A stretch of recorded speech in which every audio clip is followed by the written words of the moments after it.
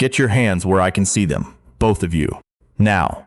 That was the first thing Daphne Osei-Kuffour heard when she walked through the front door of the Meridian Club on a Tuesday afternoon in October. Not a greeting, not a welcome, a command. The kind you give to someone you've already decided is guilty before they've said a single word. She was wearing her everyday coat. Dark navy, wool, nothing remarkable.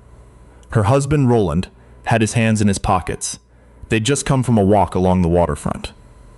Roland had a coffee in one hand, still warm.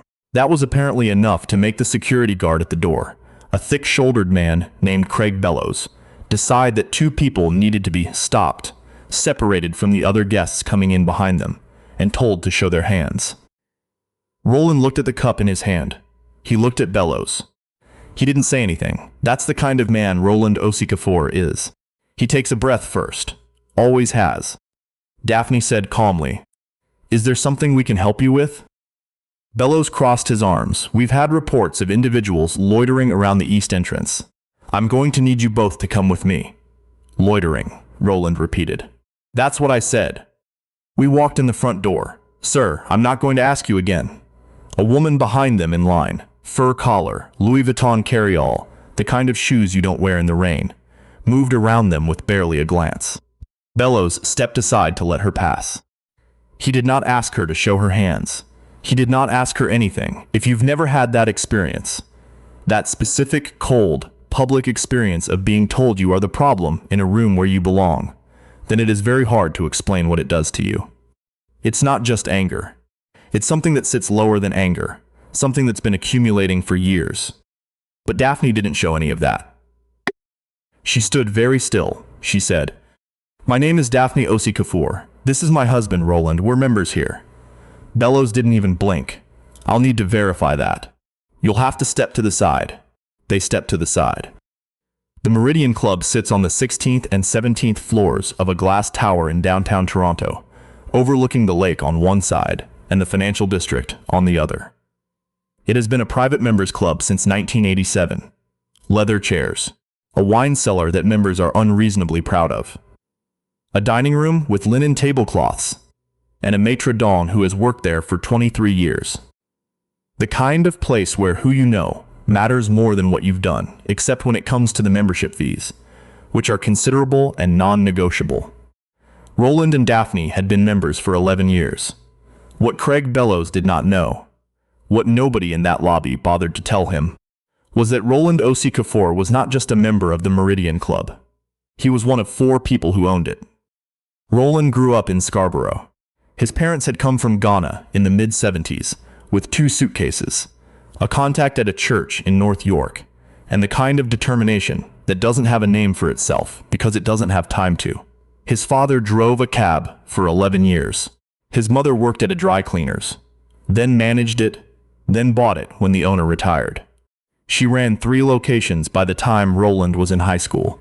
He tells this part of the story matter-of-factly, not for sympathy. He's not the kind of person who offers his history to explain himself to people who haven't asked the right questions.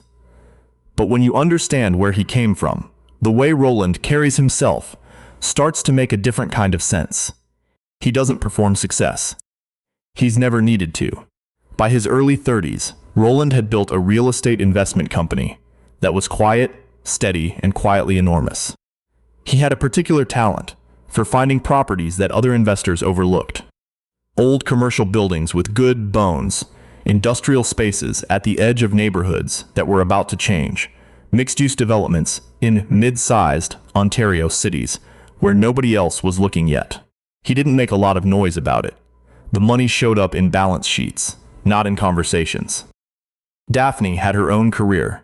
She was a labor lawyer, well regarded in her field, the kind of person other lawyers called when a case was genuinely complicated. They had met at a charity auction in 2003, spent 4 hours at the same table, arguing good-naturedly about something neither of them can quite remember now, and were married 2 years later. The membership at the Meridian Club had been a practical thing at first. Roland used it for client meetings. The private dining rooms were quiet, and the food was good, and it was the kind of place where conversations stayed confidential. Over the years, he'd gotten to know the management well. When the original ownership group hit financial trouble in 2018 and needed to restructure, they came to Roland. He spent 6 months reviewing the books, brought in 2 partners, a woman named Harriet Mbeki, who ran a consulting firm out of Calgary, and a developer from Vancouver named Douglas Park. And together they quietly absorbed 44% of the club's ownership. He did not make an announcement. He did not send a letter to the members. He simply signed the paperwork, shook the hands of the outgoing partners, and went home for dinner. Craig Bellows had started at the club 8 months ago. On that Tuesday afternoon in October, Bellows made a phone call from the lobby desk, while Roland and Daphne stood to the side. He spoke quietly, with his back half turned, and after a few minutes, a woman came out from the administrative offices behind the reception desk. Her name was Patricia Voss, and she was the club's general manager. She had worked there for 6 years. She knew who Roland and Daphne were. She also did nothing to correct what was happening. Patricia Voss walked toward them with an expression that was professionally neutral and personally uncomfortable. She said, "Mr. and Mrs. Osei-Kuffour, I apologize for the inconvenience. Perhaps we could have a word in my office?" "No," Roland said, quietly. "I'd like to understand what just happened." "Security received report." "What report from whom?" She paused. "A member expressed concerns about." "About what, Patricia?" She didn't answer that.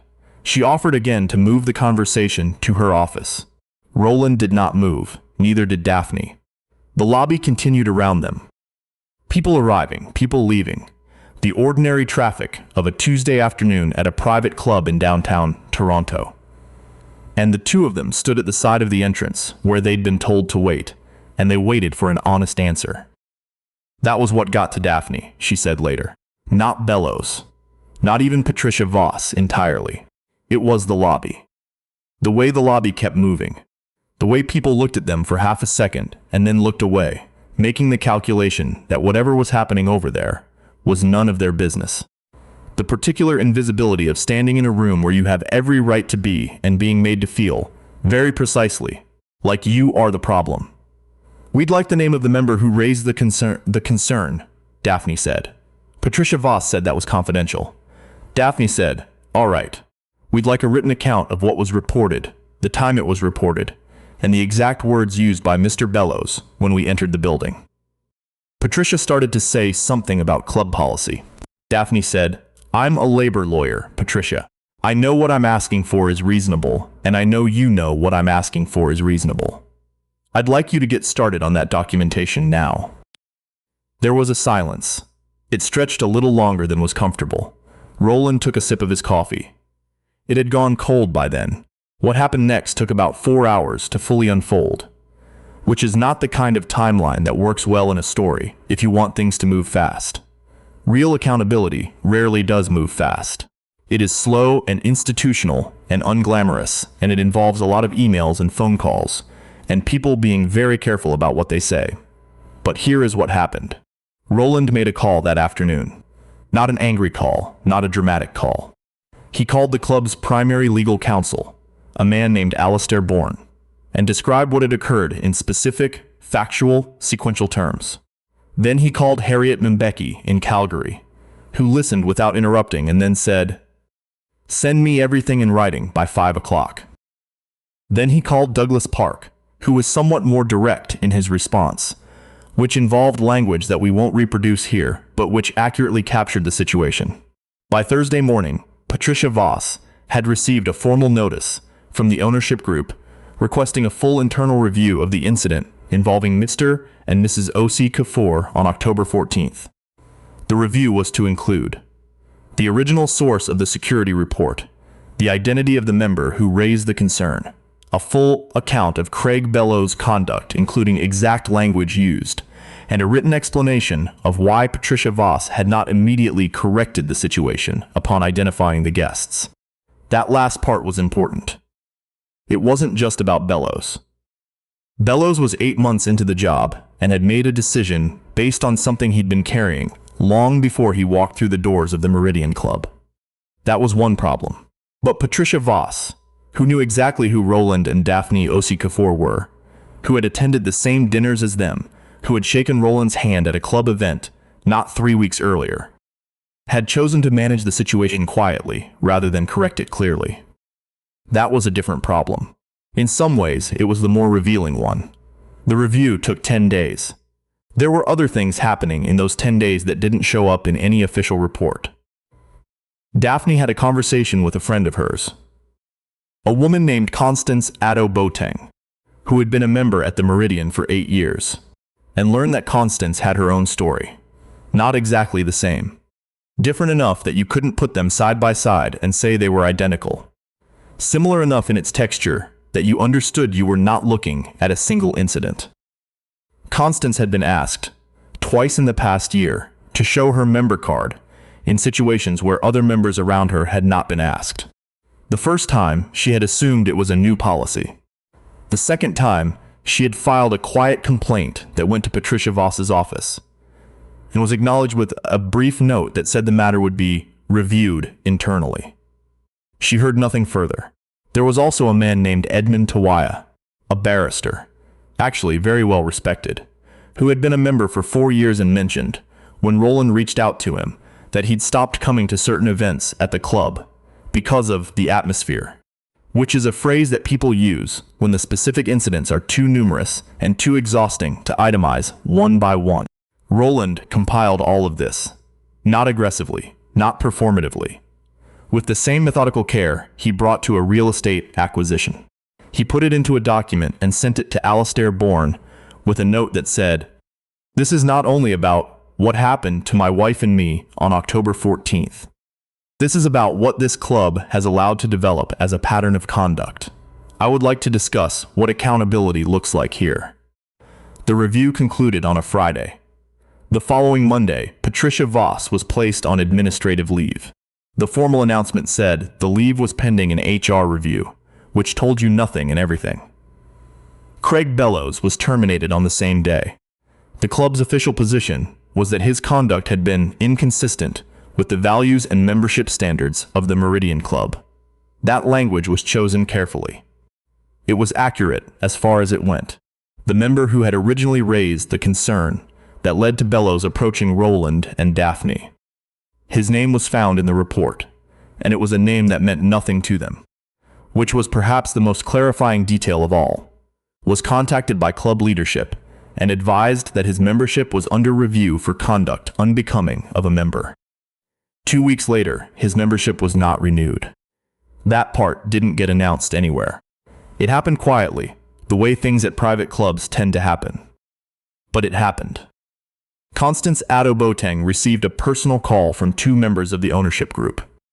The club committed to an independent review of its front-of-house protocols and a mandatory training process for all security and front desk staff. Not as a favor, as a requirement. Constance told Daphne later that it was the first time in 8 years she felt like someone at the club had actually listened rather than managed. Edmund Tawaya said he might start coming to events again.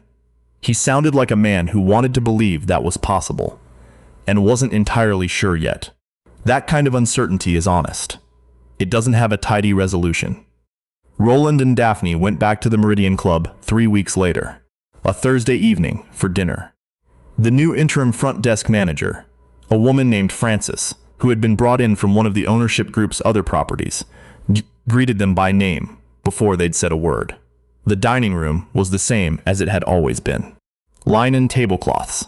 The maitre who'd worked there for 23 years, who nodded at them the way he'd always nodded at them, with the particular warmth of someone who's been doing his job long enough to know who belongs. They ordered the halibut. They had a glass of wine each. They talked about ordinary things, something one of their children had said, a trip they were thinking about taking, a book Daphne was in the middle of. Roland looked out at the lake, which was dark and very still at that hour, the lights of the city reflected on the water. He didn't say very much about what had happened, sitting there. He doesn't, generally. But at one point, Daphne asked him if he thought things were going to be different now, and he was quiet for a moment before he said, "In this building, maybe. For a while." And then, "That's not nothing. It isn't nothing. It's also not everything."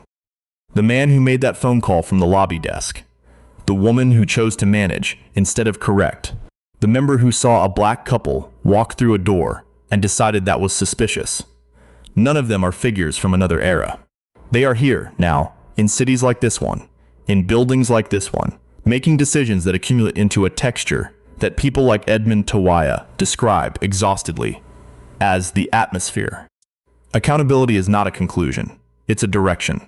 Roland finished his coffee, hot this time, and they sat a little longer at their table, looking out at the water, in a room that belonged to them, in a city that is still, in so many ways, working out what it owes the people it has made to feel like guests in their own lives.